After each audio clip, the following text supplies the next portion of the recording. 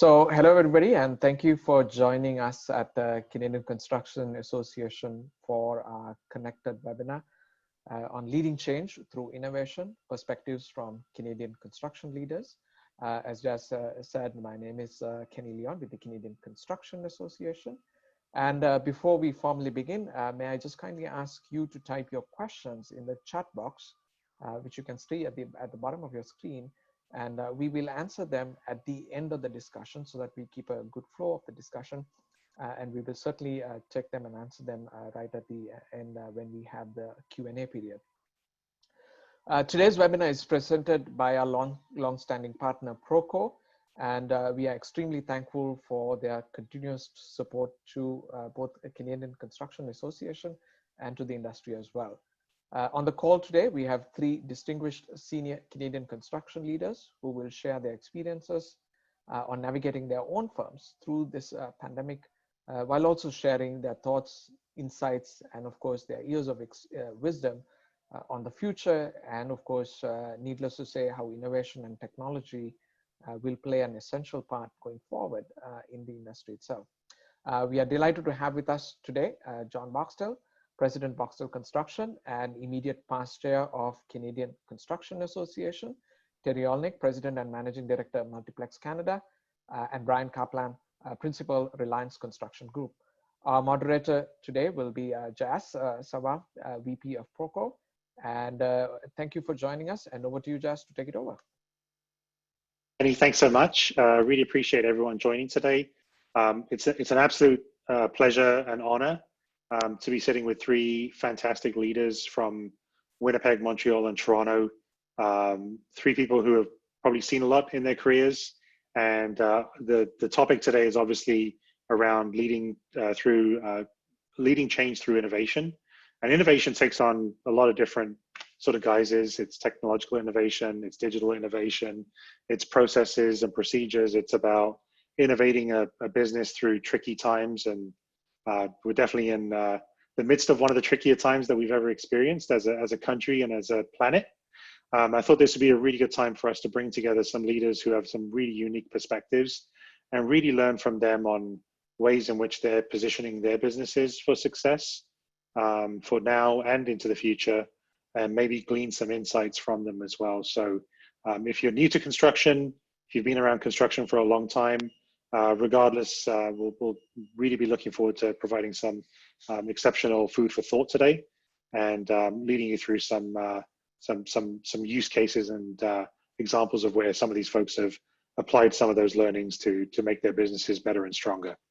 With that said, I do want to kick off, and I'm going to try and stay away from everything COVID, because I think maybe we're sort of worn out by COVID. We might even be worn out by working from home and a lot of other things in between. And so I want to just think, make this a really forward-looking exercise today. So the first question I really had for the group is, look, we're 6 months past the event. We've had a chance to digest some of the big events that have come our way through the first phase of COVID, through all the shutdowns that have occurred, most notably in Quebec and Ontario. As you look at your current state of operations today, what's top of mind for each one of you, and what concerns you most right now? Maybe also as a community, how have you sort of transitioned through the course of the last 6 months to get to current state? So Brian, I'll start with you. Maybe if you just give us a bit of a sense on kind of how you've navigated the last few months and where you are today. Thanks, Jas. It's been a 150 kilometer an hour whirlwind tour of going from unprepared for COVID to becoming prepared. Even elements that we thought we were prepared for, to work remotely if somebody had been sick, or we had a big, we always had these sort of contingency plans if there's sort of a bunch of people sick, that really didn't pass the litmus test for really what we faced. And we had to adapt very quickly to be able to be fully functional, not only for our clients, but for our staff and people. And we did. Like all other companies probably throughout the country, we adapted in various ways. Some things were brand new to us. Some things were already in progress. Some things that had not even been contemplated before and we put in place, and some things that had been abandoned were brought back and fully adapted, and we are now fully functional. If we were to have a shutdown tomorrow, we'd be able to be fully functional through the various elements that we did put in place. We are set up for the next shutdown, which we do believe is likely to happen, whether it be a small outbreak within the office or a couple of cases to just a government mandated shutdown of the office, whatever the case may be. Daily, we are seeing little surprises that we were prepared for. Through our protocols that we put in place, the protocol thing took many, many, many hours and time. I'm sure everybody can speak to that, but we're ready to go. And the challenges we do see going forward are being able to be agile and to be able to adjust to the new challenges that, whether it be cases and situations on sites, situation in the office. The intent is to remain fully functional, to service our clients, and to continue working in any way, shape, or form. Awesome. Thanks, Brian. Super helpful. And then really a story of stabilization and establishing the right standard operating procedures and making sure that the next time anything like this happens, you're prepared. Like, is that a similar story for you as well, John, at Boxstall? Yeah, thank you, Jazz. I always told to ever remain so humble in the face of anything that happens. I'm John Boxstall, president of Boxstall Construction. We're a general contractor, construction manager, operating principally in Manitoba, a little bit in Saskatchewan, a little bit in Northwestern Ontario. And one of the things we like to put in our promotional material is that, my grandfather arrived and we went through, nobody thought of it until now, but that company survived the Spanish pandemic of 1918. It survived a couple of world wars. It survived the Depression. And so you try and say, yeah, well, we're pretty resilient. Nobody thought we're pretty resilient. That faded away fast when you're suddenly faced with this new pandemic environment.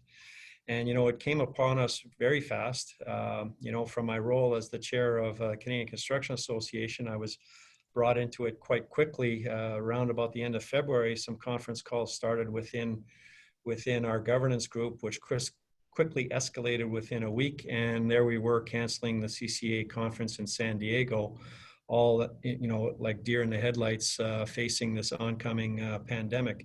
I was one of the folks who wanted to keep going, thinking that we could. It wasn't as big a threat as it was, but boy, have my eyes open wide to that now.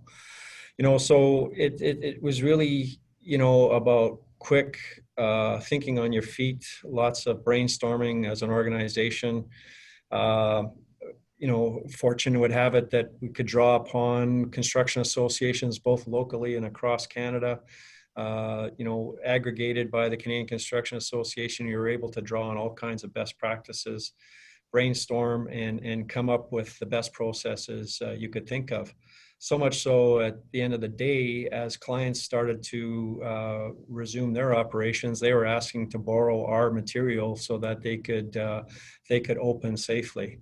So, it's this is you got to remain humble in the eyes of this and keep thinking about what's next, where we got to go next.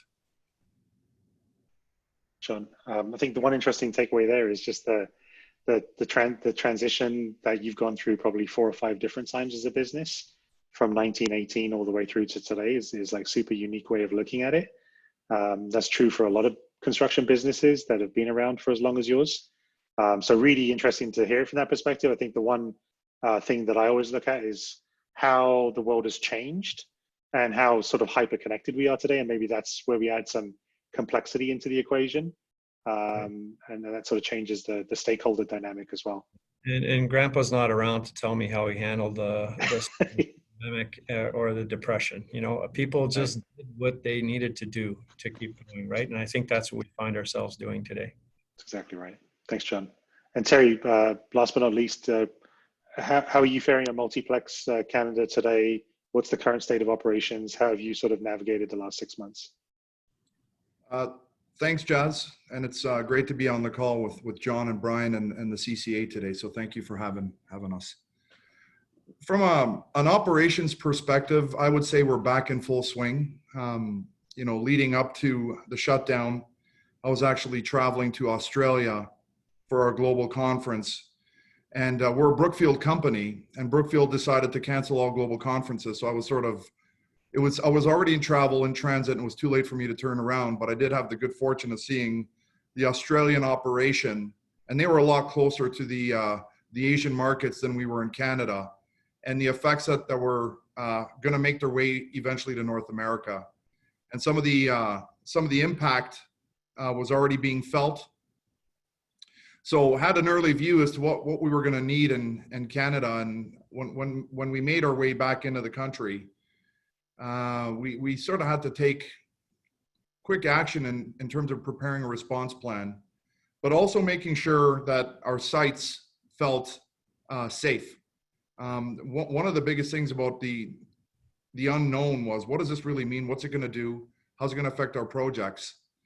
And it was really important to maintain a level of positive and cleanliness. So we put a lot of emphasis into strapping people up with the proper cleaning gear. They almost looked like Ghostbuster packs as we were going around spraying doorways, stairwells, etc.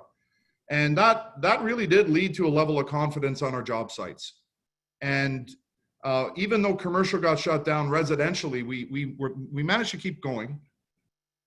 And because we were so vigilant early on the return, a lot of the sub-trades came back with full confidence. So today now, our sites are in full swing. We're trying to maintain our schedule pre-COVID with our clients as best as we can. A lot of our sub-trade partners feel the same way. They're committed to getting us there. And now it's really about staff, office staff in particular. Our office is downtown Toronto. And as we all know, that's pretty much still a ghost town. So how do you start to get people comfortable traveling back into the office? So I personally have used the GO train again, and I've used the subway. And I think both the GO and the TTC have done a great job of trying to manage and get the confidence back so people can start to find their way back to work. Awesome, Terry. Thanks for that. And just a very quick general question, just to close out this topic. But as we sort of think about second wave, kids going back to school in September, there's a high likelihood that we're going to be seeing something in the fall, probably correlated a little bit with the flu season as well. Is everyone feeling really prepared for an incident like that at this stage? I think right now, a lot of people still haven't fully committed to coming back to work, especially because of childcare. I think you'll see a lot of people tentatively put their kids in school, but stay back at home in case they have to go and collect their children.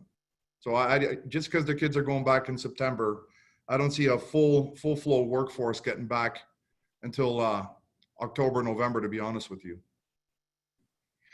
I would suspect, to piggyback on that, I would suspect that we're going to have to be very understanding employers, watching for people dealing with those family situations, supporting children or elderly, and adjusting for their own circumstances. So, you know, we've got a flexible workspace right now, and we're going to keep maintaining it with no hard and fast rules about attendance, but just supporting working from home and accepting any productivity hits we might have to take, but and you know, adjusting accordingly. Similar to what John said, we currently have a flexible workspace arrangement and quite understanding of everybody's situations. But the general consensus has been from our employees that they've been somewhat welcoming from the back to school and are eager to get back to work and have a place at least temporarily for their children. I don't think that's going to last until somebody gets sniffles and he's got 3 brothers and sisters scattered throughout the school. And, you know, one thing leads to another, and all of a sudden the whole family is home. So it'll be a couple of weeks in September where people are back in the office. And then, you know, I think we'll be back to the current state of affairs, which is a flexible work arrangement. Thank you, gentlemen. What I wanted to sort of like just move on to next, it sort of goes hand in hand with the previous topic, but as we think about as your business changes and adapts and as the current state of operations is evolving, how has implementing digital solutions or digital transformation in general helped you navigate things in your businesses? And you know, whether that's I know a lot of examples are around conferencing solutions, things like Procore for project management and what have you. But if you just give me a sense on sort of the tech stack that you're leveraging and how that's been an important differentiator in your business, that'd be great. So John, maybe I can just kick off with you and we can go back around. Okay, thank you. Yeah, remember when Zoom was part of an automobile commercial? Zoom Zoom was somebody's tagline. Now we went from very learned on the fly here on how to use Zoom. But, fortunately, as a company, we had really upgraded our IT systems, found a new IT provider about 18 months, 2 years ago, and we were well set up to move people home. Not without a few hiccups, but it moved pretty quickly. And then we, of course, we are big users of this program. Sanjeev sold me, what was it called again? Procore. But we're into Procore in a very big way now. And it's, this urgency pressed it into use on even more projects. And it is a great networking tool to allow, with everybody working from home and scattered more and more, the intercompany communication is much stronger, is fortified as a result of it, and it allowed us to interface with clients and consultants in a more ready way. So and it's made us helped us adapt quite well to these new circumstances. Gotcha. I think that goes hand in hand with your previous comment around softening the line on remote work. Is probably easier when you have ways that folks can communicate, whether they're working from home, working on a job site, or perhaps in the office as well. Yeah, for sure. Terry, how about yourself? I was having a great discussion with Scott Stewart, the CEO of IBI, about productivity and what it was going to be like early as people started to self-isolate through this. And he said his productivity shot through the roof during the pandemic. And having tools like Procore for us and Teams really helped us keep people busy, but they wanted to work. It wasn't, we weren't having to push. People just wanted to immerse themselves. They wanted to stay busy. They wanted to stay connected. And we have multiple project management platforms, mainly Aconex and Procore.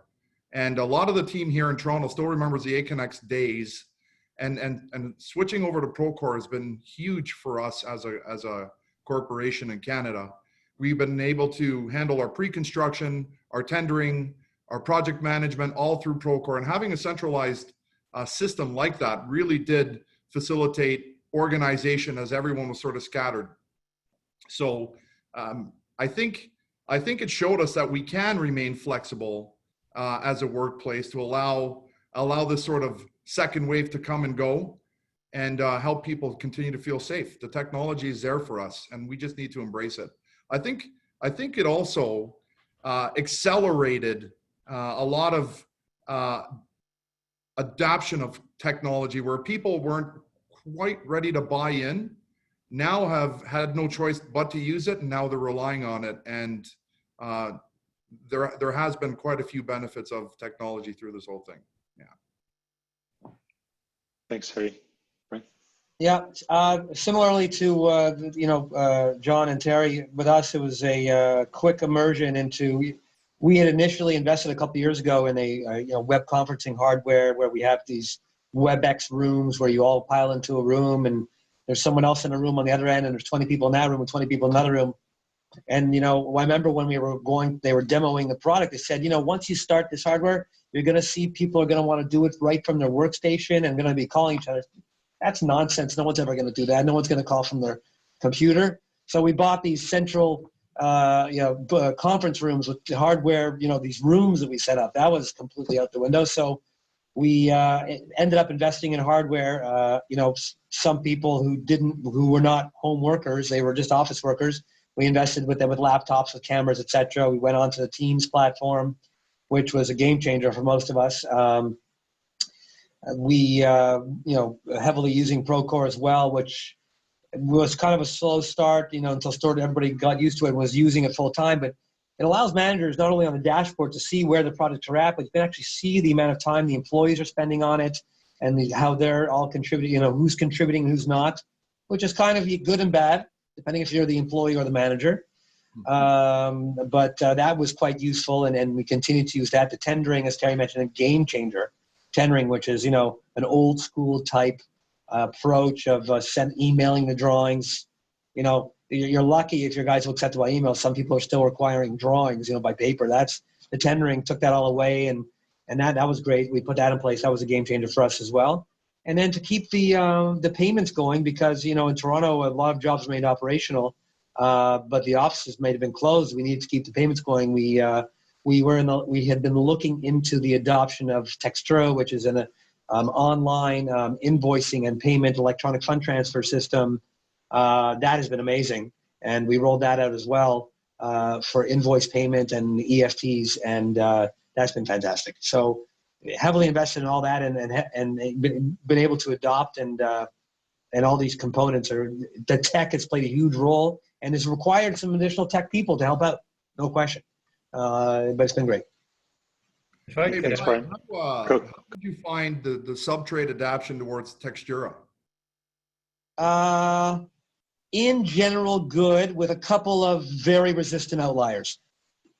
But we have a little sales pitch we put together that I'd be happy to share with you, Terry, that sort of is very telling that when you start to look at the details, first of all, with the new Lean Act in Ontario, et cetera, this is going to become a game changer for quick payment and keeping a record of everything and when we got paid from the owner and how fast we can get it out the door. But not having to send couriers and deliver checks and deposit fees and check issuance fees. There's a lot of advantages to it, and if you do the right sales pitch and you do the right analysis, the trades could be making money on it, or if not, not having to spend anything extra, and it's with your stat deck being held in the cloud, et cetera, it's a game changer. Great. So if I could add here, 5 months ago, we were listening to webinars on, mobilize, stabilize, strategize was, a teaching line along the way. And this technology in place has really been a big contributor to stabilizing most firms and most operations. That ability to interconnect and keep people at distance was a big contributor to that stabilizing move. Where I found it was falling down was government bodies. Cities not being able to issue permits. A lot of public employees didn't have laptops, so when they went off to isolate, there was no process that was happening within the cities, and anybody who was going through a development application trying to get an answer from the city, that all got held up. So I'm hoping now that the cities and anybody who's part of the construction process has taken the lessons learned to facilitate the productivity that we've been able to maintain as private companies and private organizations. I think that's a really good call out, Terry, and that's just sort of indicative of how much of a laggard government is sometimes. That's probably a really good way for us to streamline some of the permitting processes that you talked about. That's not the first time I've done a few of these webinars, and that's certainly not the first time I've heard that, for sure. One thing I wanted to double tap on here as well, Brian, I know we were talking a couple of days ago, you mentioned the notion that, with Zoom and Teams and a bunch of the video conferencing tools, that there's an element of burnout that's occurring as well. And I think it's important, right, just as a mental health issue in the industry, and for folks who may not necessarily be used to this sort of barrage of video calls, what has been the impact to your business, and then B, sort of how you mitigating that and giving people some time back? So it seems to have stabilized a little bit. However, I would say for the past, the better part, I should say stabilized in general, the better part of 4 months, the video calls were able, and people, a meeting ended at 3 and people, not fully understanding, that the meeting ended at 3, they're able to schedule another meeting at 3. So we generally have people coming in a couple minutes late, they just got off another video call, and that would roll right in. You'd have people skipping lunch. You'd have video calls, 6 hours straight, and you'd find that you've been unable to fully process the last meeting because you haven't walked to your next one or taking the subway or driven to your next meeting. And we started to get a couple people taking some mental health days. We started to get meetings being scheduled at weird hours. There's meetings now, for example, being scheduled at 5 p.m. till 7 p.m. That's somewhat normal because they're home. We would have people, because of children's situations, not really available to come on and start work until 3:30 or 4. They'd work till 10 or 11, and they'd expect responses to emails. They'd reach out. So you'd have the people that they needed to correspond with having to get back to them at 11 at night. It just felt like the ongoing meeting and the ongoing email barrage, even in your sleep at sometimes. We now, as part of actually coming back into the office, which has helped the commuting time to the office and has helped people having to get to get to their house from the site. So because we're a little bit in this hybrid mode, it's helped, but there was and has been an element of burnout. And we haven't issued a policy on the Zoom meetings, but it wouldn't be silly to do so, to try and keep some spaces of processing time and working time. And there's something there. There's something there. There's some smoke there to do something to try and stabilize the Zoom meeting, barrage, which has been quite heavy. Sure. I think there's a very similar experience for us as well at Procore, just to be candid. I think we've made a big push to try and encourage our employees to use the written form, the good old fashioned email or whatever it may be, and to prepare for the meetings a bit more so that there's pre-reads ahead of time. And that just makes sure that everyone's on the same page and that the meetings are productive and efficient. But definitely a very good call out, Brian. One thing I want to round out on this topic area, just around technology, with one last thing, and it's one that's I'm very curious around personally, but I think a lot of folks on the webinar today might be as well.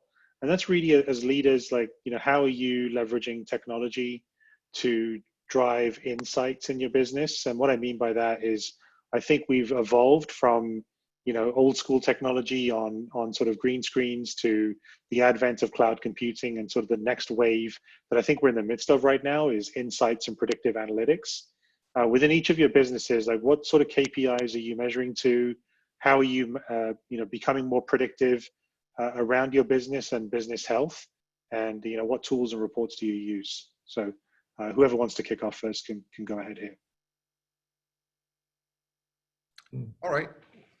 One of the things we've been toying with is the bolt-on from Procore, the Procore Analytics, and I'm always curious to see how much reporting we actually doing internally to our clients, externally, etc. How much time does that actually take? Once upon a time, if you'd ask a project manager how much time they spent reporting, they would tell you a week out of their month was spent on preparing the forecast, getting ready for the owner's report, so on and so forth. Because we're a Brookfield company, they deserve a report as well. So when you look at all this reporting, how much of that can be streamlined? How much of that can be generated automatically in terms of information, because we have the technology to do it? And then what information can you derive from it? So we're actually in the process now of integrating our accounting program called IFS.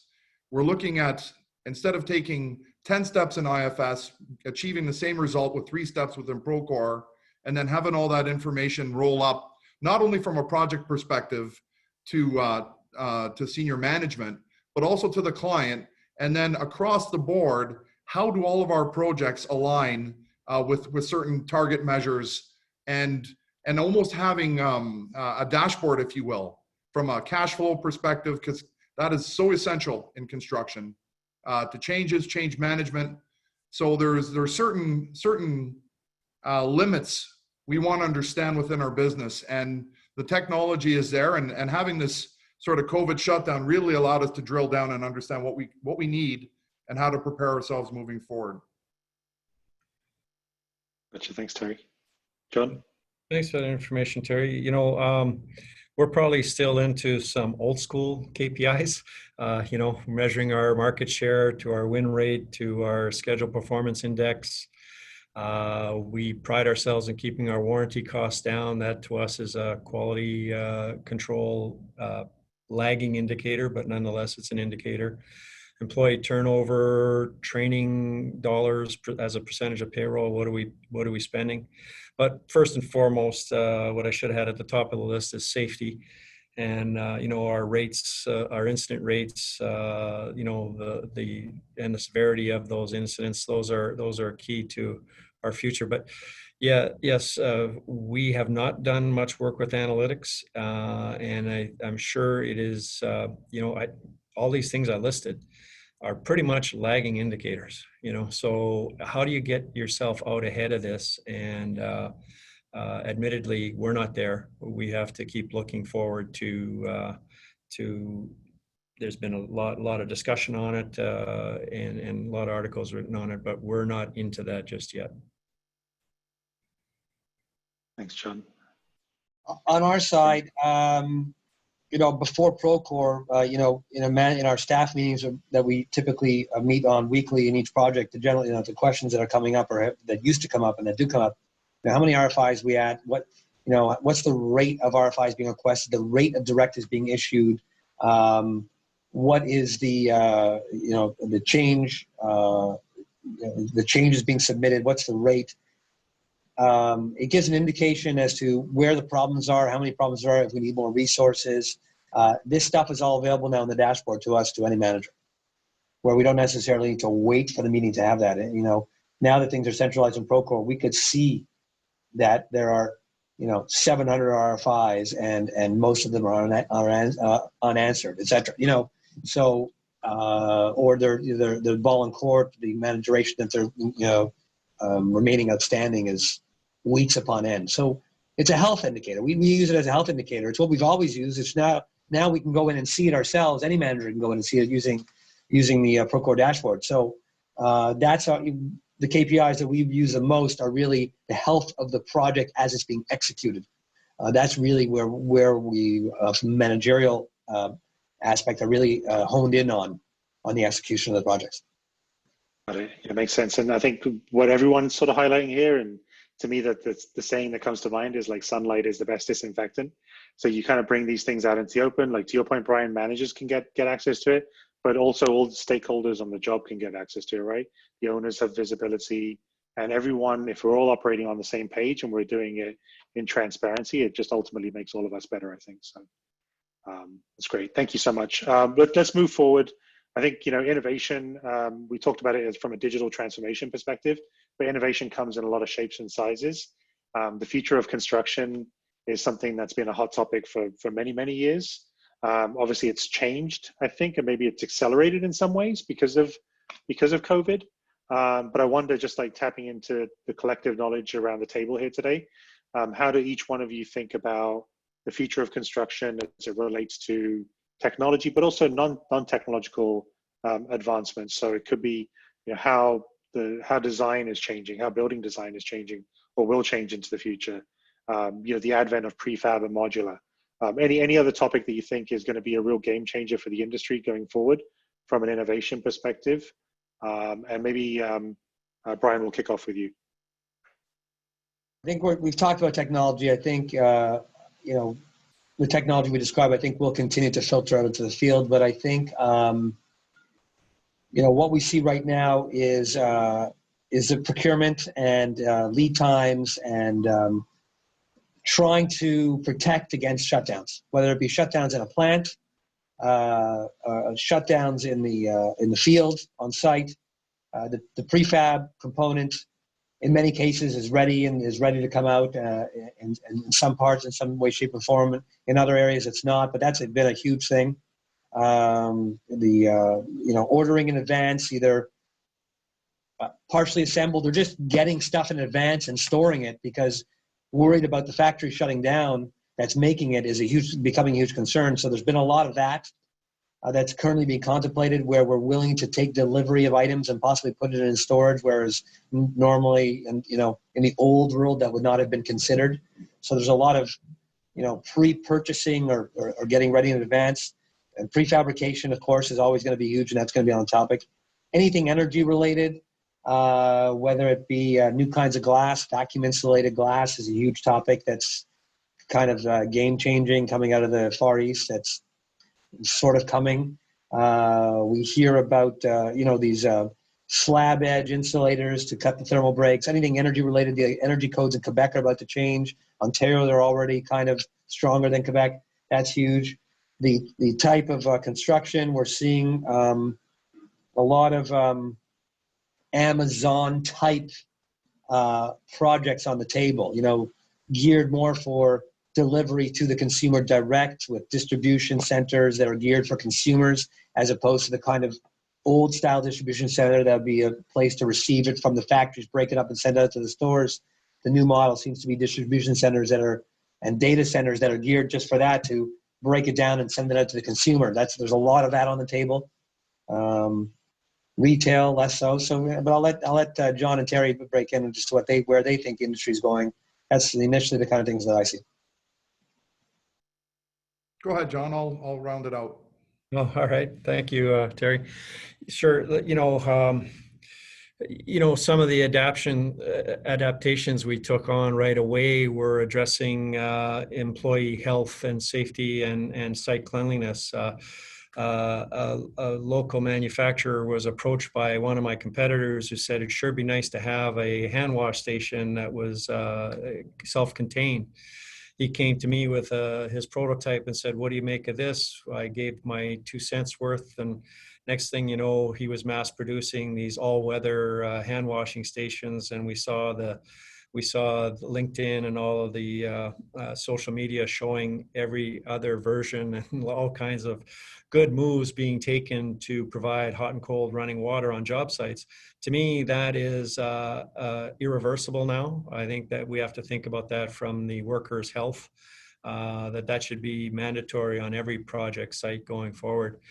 There's what's going to be built next. To Brian's point, there's going to be a morphing over to different types of construction. But I'm in conversations with an architectural firm here. They immediately, they in short order put together their design teams. The health design team with their business and science and group, and said, what does our buildings of the future have to look like?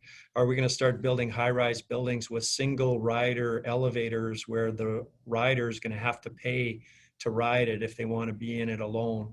Or how do we modify, the vertical rise of office towers right now to improve social distancing? I'm a believer that as we sit back and say, yeah, we've been trying to reduce our floor plate, we've been trying to get people to work from home so we'd have less office space requirements. I think we're going to look at it and say, well, yeah, we're going to drop to 60, 80% of people working in the workplace, but we're going to increase their workstations so we can keep them socially distanced. We're probably going to net no change in total square footage of office building. So that might be a positive for us as builders. We'll keep our volumes going. So it's, and then of course there's what effect have we seen this past year on immigration versus what will we see in the coming years? Immigration apparently plummeted in Canada. Rough numbers, I hear it's probably dropped from a norm of about 400,000 a year to something like 100,000. So the current push right now on multifamily housing is probably going to be curtailed for or see a dip in the next coming months. So we'll adjust, and we got to keep lobbying government and those interested that construction dollars are the best place to invest. A dollar in construction returns $1.40 on the GDP. And my phrase is, one of my parting speeches as chair of the Canadian Construction Association is that the construction industry's future is bright and amazing, and it's waiting for us to tackle it. So there's still lots to come in this country.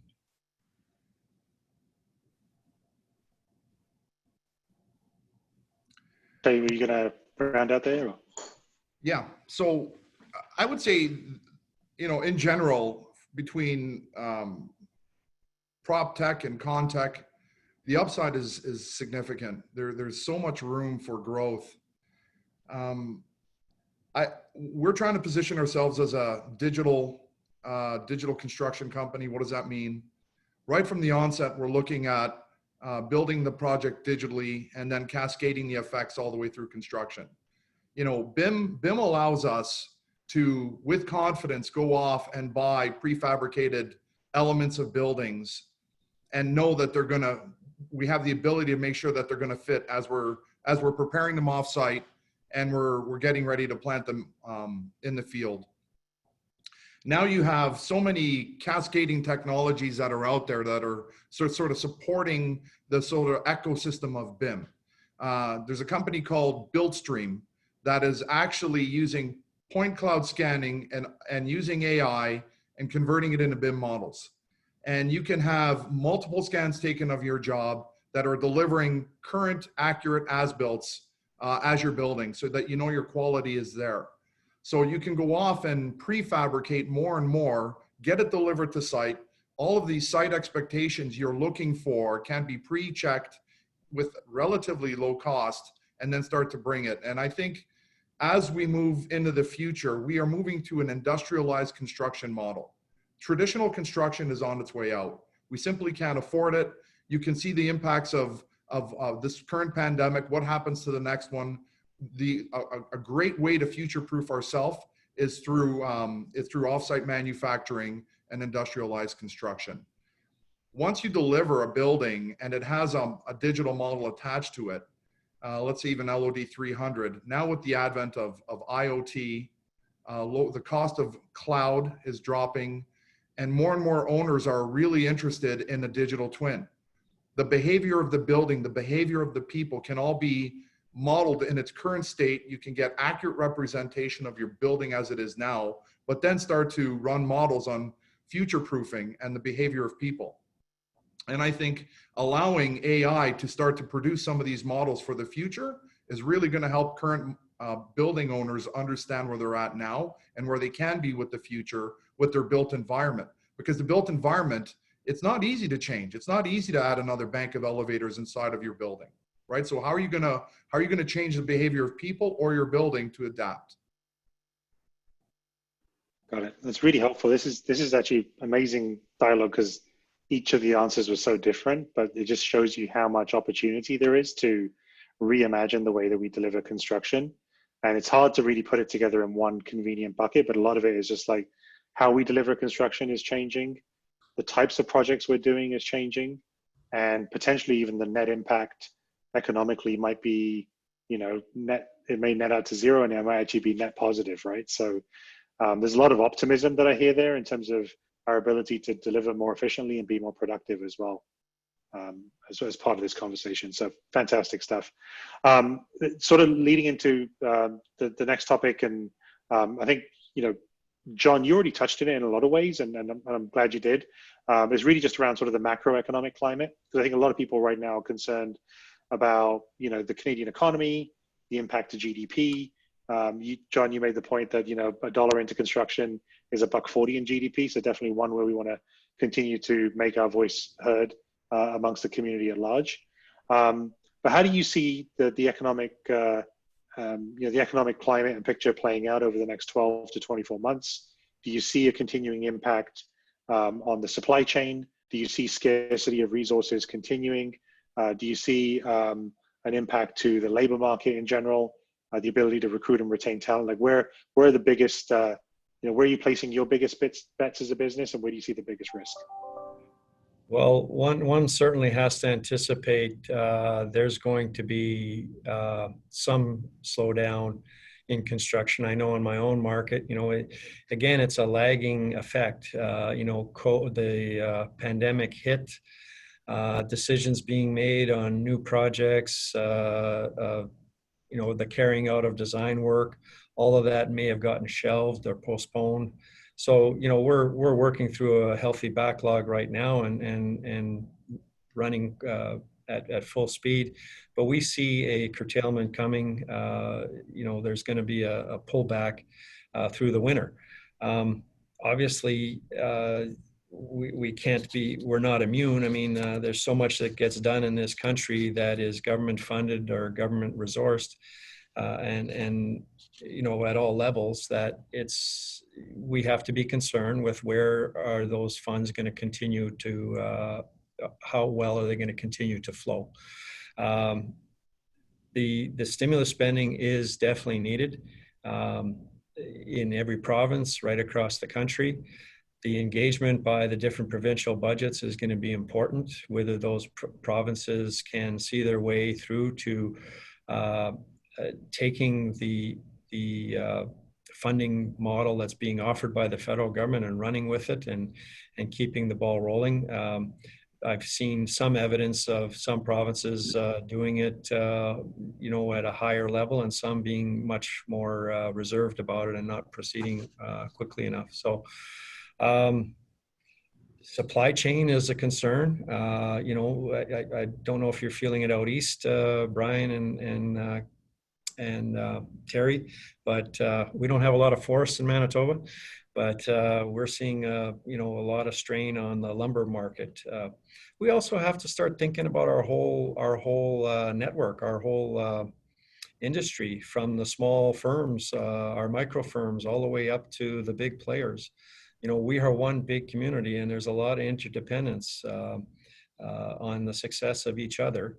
Admittedly, you know, successful suppliers, successful subcontractors of all sizes contribute to these big projects that we're undertaking. So we have to keep an eye to making sure that that entire business community stays healthy, that cash flow is watched, and that you know, the contracts are fulfilled and properly financed.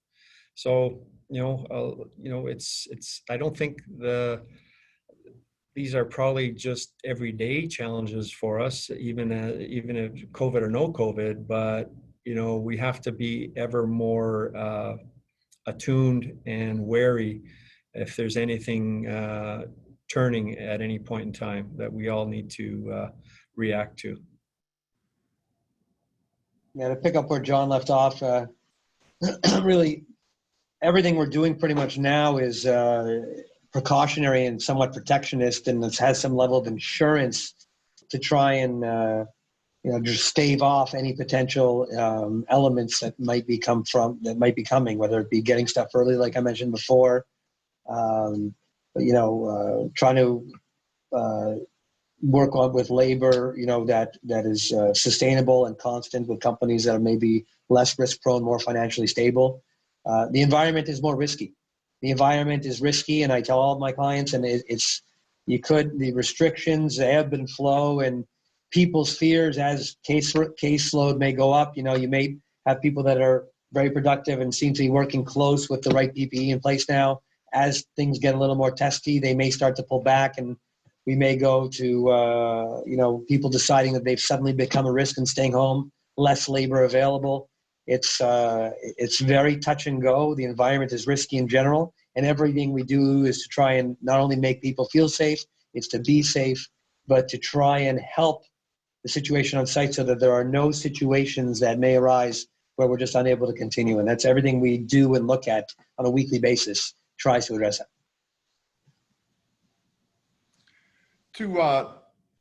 Just to further the conversation on supply chain, we're seeing, and talking to other general contractors in Toronto, major mechanical components are back ordered. Fan coils, we're seeing late deliveries now on mechanical units, switchgear, and we're in a very fragile economy. I think, you know, those who are still contributing to the overall supply chain, for those that are still in business, there is some struggle. And if some of those continue to fall off, that's going to have a massive ripple effect in the construction.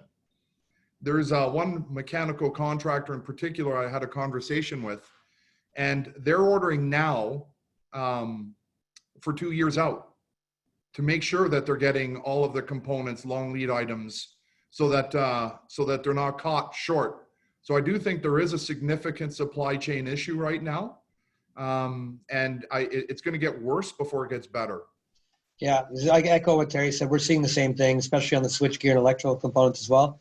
We're even seeing some clients, before they make a selection of the CM or GC, they have smart enough design team that's advising them, you've got to order your switch gear, you've got to order this mechanical equipment now, order it, and whoever we end up choosing, we'll just sign it to them. Yeah. So it's a different procurement method. Everybody's awake and aware. The lead time is the name of the game, and you've got to get around it, and you've got to try to figure out how to beat it. And to that end, I think what we may need to think of as an industry is trying to find ways to repatriate some of our industries, bring back, I'm not using the right term, there's bringing it back to Canada. For example, I'm on a school and we're waiting for a glazed brick that comes out of a manufacturer in New York State. The delivery got postponed 3 months. So unfortunately, there's no glazed brick manufacturer nearer to Winnipeg than that. Perhaps there's someone in Eastern Canada that maybe wasn't priced right. But anyway, so here's a bit of a unique product that is unavailable, not readily available. So that might be a very specialized piece, but we need to think about how we can get some of our manufacturing back to Canada, that manufacturing that feeds the construction industry. I'll just throw one more in there.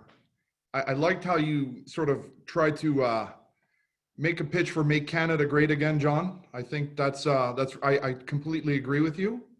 And let's not forget the environment and embodied carbon. I think it's really important to understand the embodied carbon play and where you're getting this material from. And if you're shipping it from a lot closer, you might be paying a small premium, but buy Canadian and watch the embodied carbon. Thanks, gentlemen. Looking at the clock here, I think one thing we had on our list of things that I wanted you to cover off today, and if we could make this sort of the speed round, if that's okay. But I think it'd be great, just given the number of participants that we have online today, the fact that many of them are probably new into their career, or a good portion into their career. What sort of insights would you give to the next generation of construction leaders? Given everything that you've seen in the industry to this point, anything that you would give as sort of a parting message or a tip or a trick that folks can latch onto. But John, we'll kick off with you. Be fearless and kick us old guys out of the way. We have so much, we have such a vast industry. We are employing I think our labor market makeup is growing in percentage of under 30s, under 40s. This industry needs that boost, needs that support. It's an industry of vast opportunity, and it is really crucial to the development of Canada. And I think your future in it is limitless. It just takes a bit of drive and a bit of tenacity, and latch on to a mentors of anybody close by, and doesn't take just one mentor. There's many mentors out there. Latch on and look for look to draw upon their experiences. We need you, and we need you to succeed as well. John. Brian? Everything John said, 100%. The other additional little insights I would have is get yourself on site. Get yourself on site at some point. You've got to see things to understand them. I had an engineering 4-year graduate come on site yesterday, and he'd been there his first day. I had seen him, and he said he'd learned more that day than he did his entire 4 years of engineering. So do that. Get comfortable with technology and computer softwares and just how computers work and different things. That's going to be hugely important in this day and age. And find a mentor. Great advice. One thing I'll say on the future of get comfortable with technology is people always have that demographic argument that, that sort of stereotypical 60-year-old superintendent that doesn't know how to use technology. And definitely that person exists. But I've seen a lot of people who fit that profile who actually are exceptionally good at technology and are leveraging the tools that are in their hands in order to make their lives better. So I don't think it's something that's, it's not a moonshot. It's definitely something that's very achievable. Terry, we'll give the final word to you. Construction is a fascinating career path. you know, I've been in the industry for almost 30 years, and time's flying. I remember my very first day. The advice I'd give is, as a young person entering into the construction market, whatever assignment you're given, own it. Really dive in, work hard, and really try to understand what it is you're trying to accomplish, but yet remain cerebral. Try and understand not only your role, but everybody else's role and how you're affecting them and how they're impacting you, because it really is, construction of a site really is teamwork, and you really need to understand what's your part on the team and how you can help the team win. And if you really help the team win, that's how you're going to succeed in construction. Really sage advice from all of you. Thank you so much. We're about 2 minutes away from passing it back to Kenny. I do have time for one question. The one that came through that I thought would be a good one for the folks here to answer is around how are you supporting your subs and your suppliers and your partners during this crisis? In turn, how are the ways that they have been assistive to you in return? So a lot of times, I think a lot of the discussion today was around the supply chain and how you're insulating. But then I guess the sort of natural question is just, what does that level of partnership look like today?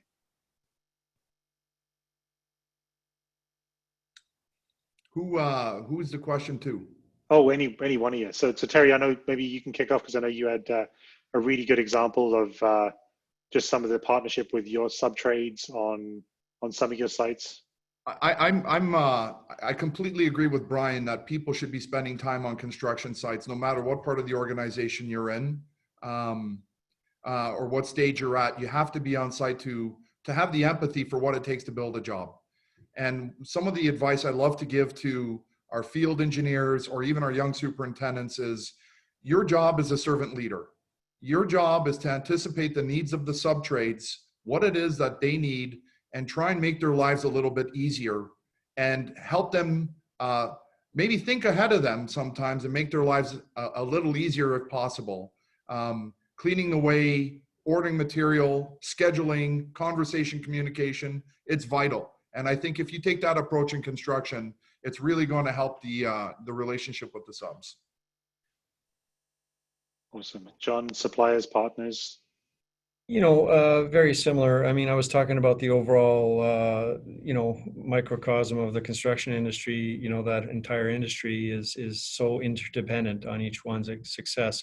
One of them goes down, it's like a domino tipping over in the middle of the line. It can have a lot of negative effects. So, you know, you have to stay close. You have to stay in tune. Subcontractors are the same as a general contractor. It's labor and it's material, and how do you help them maintain the supply of both?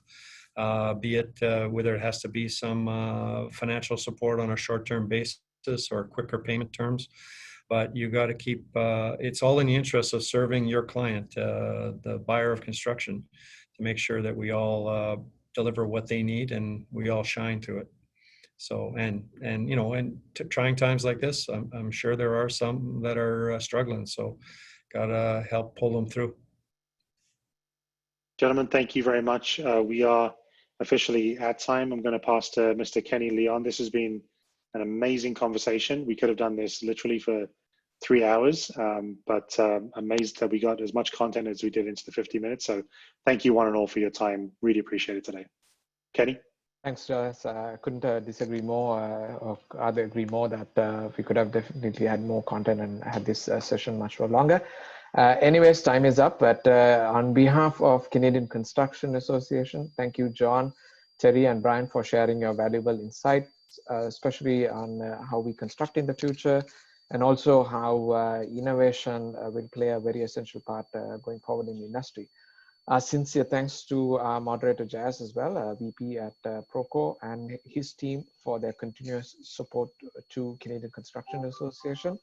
Also special thanks to Sanjeev at Proco and my colleague Derek for all the coordination and behind the scene actions there. Yes, thank you. Without you, this could have not been possible.